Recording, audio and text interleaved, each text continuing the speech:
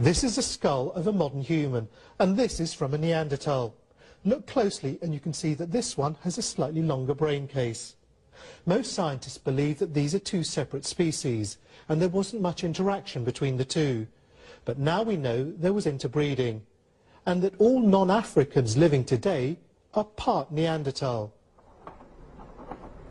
The researchers extracted DNA from Neanderthal fossils and compared it with that taken from people living today. They found that the DNA of Europeans and Asians is Neanderthal. It's a very exciting discovery because it gives us really the first strong evidence that there was interbreeding with people like the Neanderthals. And it means that modern humans in different parts of the world may have slightly different mixes. And the Neanderthal in me has always said Neanderthal, I stand quite corrected. There are many jokes about people behaving like Neanderthals, but it seems the joke could be on us. They're European or whether they're Asian, like me, we're actually mutants of the dark-skinned people. One more important piece of the puzzle was found in 2005 when cancer researcher Keith Chang was studying the black and white stripes of zebrafish. There are a lot of zebrafish in my laboratory because I'm a geneticist and I study how mutations occur, which is how cancer occurs, and I use pigmentation to detect those mutations.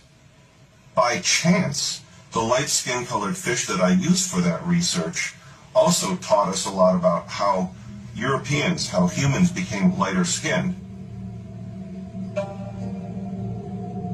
What Professor Chang discovered was perhaps one of the most important genetic mutations ever found.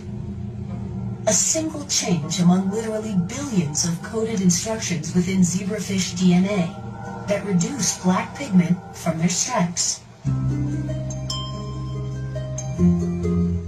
Soon after, this identical genetic mutation was found in fair-skinned Europeans. There was a magic moment in this research.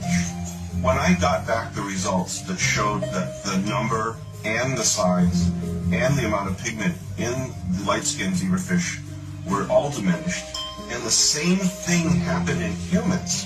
When I opened the textbook and saw that same thing, I began to sweat.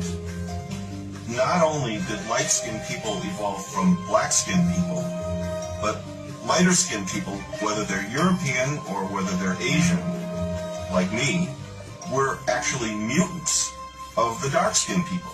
This was remarkable because we had only inferred on the basis of circumstantial evidence that this must have occurred in evolution, but we didn't have any concrete genetic evidence.